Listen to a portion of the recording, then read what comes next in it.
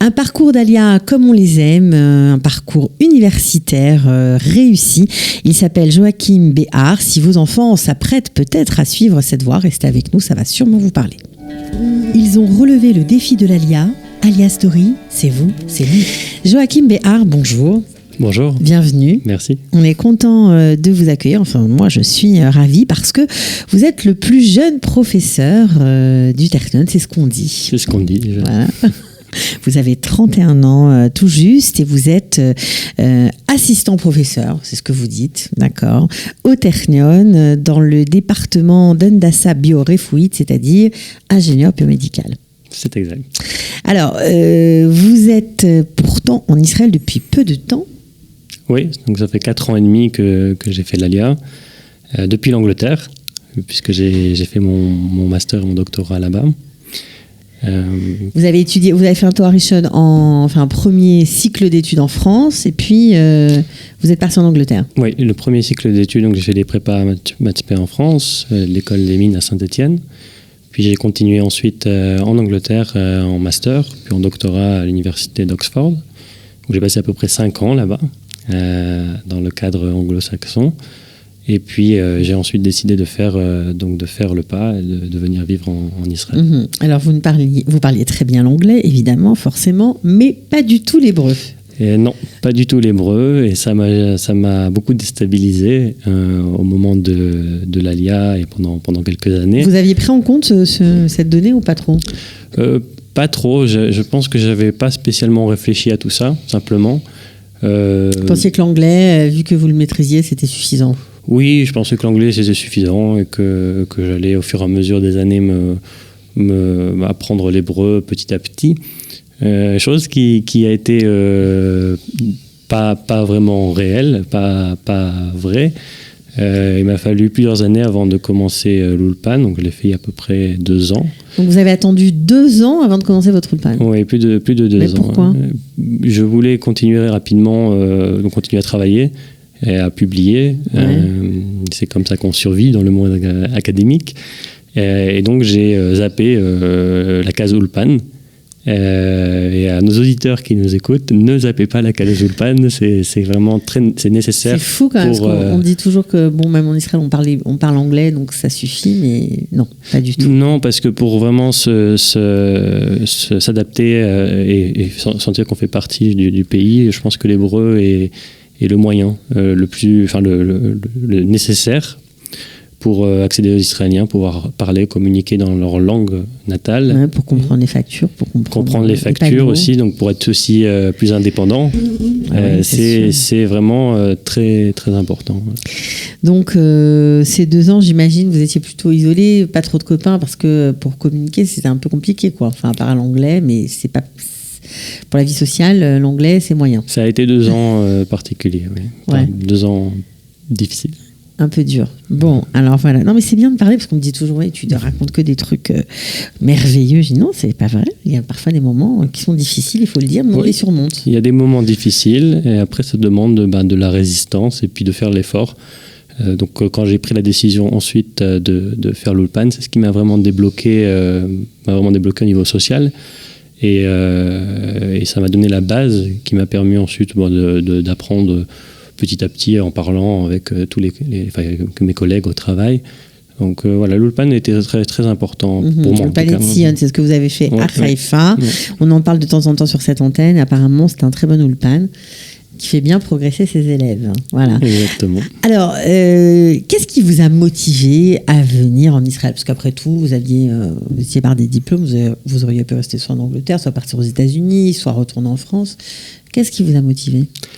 Alors, c'était la fin de mon doctorat et j'avais effectivement une décision à prendre sur l'étape suivante. J'ai pris la décision de venir en Israël pour des raisons identitaires, je voulais vivre une vie juive, qui suit un calendrier juif et qui fonctionne selon les fêtes, c'est les fêtes pour tous. Ne plus faire partie de la minorité, c'est ça ? Ne plus faire partie de la minorité. J'ai vécu toute ma vie dans des petites communautés. Donc un peu en mode de shtetl, si on peut dire. Et donc pour moi c'était le vecteur directeur vraiment qui m'a amené ici. Vous vouliez faire partie d'un vrai peuple, quoi. Oui. Oui. sur sa terre. Oui. C'était ça. Bon, vous n'êtes pas déçu? Non. Ça demandait du travail, ça n'a pas été facile. Ouais. Mais voilà, on grandit. Alors, vous vous êtes attaché à Haïfa, à une communauté. Vous faites comment vous avez pris vos repères? Parce que vous m'aviez dit en préparant l'émission que venir en Israël, c'est un idéal, c'est quelque chose attendu, mais c'est quand même un choc culturel. Oui, c'est un choc à tous les niveaux. Après, pourquoi ça va trop vite? Parce que c'est très désorientant déjà de changer d'environnement, quel qu'il soit. Et en Israël, pour plusieurs raisons, c'est un melting pot de différentes cultures, un pays qui fonctionne différemment du standard que j'ai connu avant. Mais j'ai après apprécié un certain nombre de choses dans ce mode de vie nouveau. Et à Haïfa, deux choses qui vous attachez à la ville. M'attachent. La première, c'est le Technion, qui est un endroit pour moi de science, de recherche, j'ai beaucoup de chance d'être entouré de gens passionnants toute la journée. Et le deuxième, c'est la communauté religieuse à laquelle j'appartiens, la communauté Orvishua. Du Rav Zini, où j'ai eu le plaisir d'apprendre à connaître et de fréquenter des familles exceptionnelles, vraiment au cours des années. Donc ça, c'est le deuxième point fort pour moi de cette expérience. Alors, vous parlez du Technion, évidemment, on ne peut pas faire l'impasse.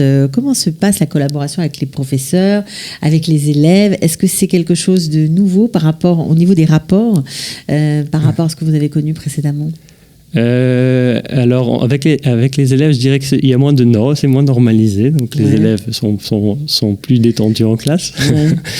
Le point positif, c'est qu'ils posent beaucoup de questions. C'est très dynamique, dans mon expérience personnelle, comme interaction prof-élève, si on tutoie. Vous donnez vos cours en hébreu ou en anglais aujourd'hui? Actuellement en anglais. Je pense qu'il va me falloir encore quelques années. Il faut les donner en hébreu. Oui, c'est des vocabulaires un peu spécifiques. Ouais. Que même en français, je ne connais pas, pour être honnête. Donc voilà, oui. Donc les élèves sont plus proches. Et les profs, ils vous ont accueilli de façon chaleureuse? Il y a de la compétition? Ça se passe comment? Alors oui, toujours, mais disons qu'une fois qu'on a passé le cap d'être nommé, on fait partie d'une équipe et je sens beaucoup moins la compétition, plus vraiment des encouragements, et puis vraiment une équipe de professeurs qui fonctionnent ensemble pour essayer d'amener, autant au niveau éducatif qu'au niveau recherche, le maximum à l'institution, au Technion. Après, il a fallu un peu se prouver, puisque j'étais un peu un ovni en arrivant pour mon postdoc en Israël, Olé Hadash, qui voulait continuer ensuite sa carrière académique ici. Ouais. C'était pas le parcours le plus classique. En général, les Israéliens font leur doctorat en Israël, puis ils vont passer quelques années aux États-Unis, et puis ils reviennent ensuite en Israël. Enseigner. Voilà, vous avez fait un peu le contraire. Moi, j'ai fait différemment, plus olé, plus voilà. Alors, vous avez, on va dire, connu les universités, notamment en Angleterre. Est-ce que vous avez subi des brimades antisémites, des remarques antisémites? Est-ce que vous avez eu aussi vu des manifestations du boycott anti-israélien, surtout dans les universités, plus particulièrement par rapport à Technion ou pas? Alors, c'est une bonne question. La réponse est oui. En Angleterre, plus d'ailleurs qu'en France. Il y avait le mouvement BDS assez actif à Oxford. J'ai été moi-même impliqué dans des débats là-bas. C'était très désagréable pour moi d'avoir à Vous étiez impliqué dans des débats pour défendre Israël. D'accord, ouais. C'était très désagréable pour moi d'entendre certaines personnes parler et puis de voir c'est très virulent. Ouais, c'est assez virulent. Ouais. C'est pas agréable. Et puis de trouver des fois des écharpes ou des mots boycott Israël de temps en temps, c'est pas non plus la norme. Pas tout le temps, mais quand même. Ouais, ça existe. Où ça? Dans vos casiers, Pas dans les casiers, mais des fois dans la rue. Il y avait une manifestation aussi une fois au centre-ville. Donc vous avez connu de près le BDS, quoi. Oui. Ça m'a aussi renforcé dans mon idée que j'étais pas à ma place, quoi. Pas à votre place. Non. Voilà, ça vous a aidé à faire les valises. Qu'est-ce qu'on peut vous souhaiter? Venir vous installer à Jérusalem? Non, j'aime beaucoup Jérusalem. Vraiment, c'est la ville en Israël le plus dans mon cœur. C'est une ville très belle et unique. Après, voilà, pour moi, au niveau professionnel et de vie pour le moment... Vous êtes bien là-bas? Je suis bien à Haïfa, où j'irai dans plusieurs années, on verra. Alors, est-ce que juste pour finir, parce que je profite que vous soyez là, vu que c'est prochainement, en tout cas à la rentrée, on est en pleine décision pour les étudiants des inscriptions, quoi faire l'année prochaine, etc. Est-ce que vous avez des conseils à donner à ceux qui pensent au Technion? Alors, la semaine dernière, j'ai été invité par Ketty à Haïfa à donner quelques minutes aux étudiants de Massa Prépa.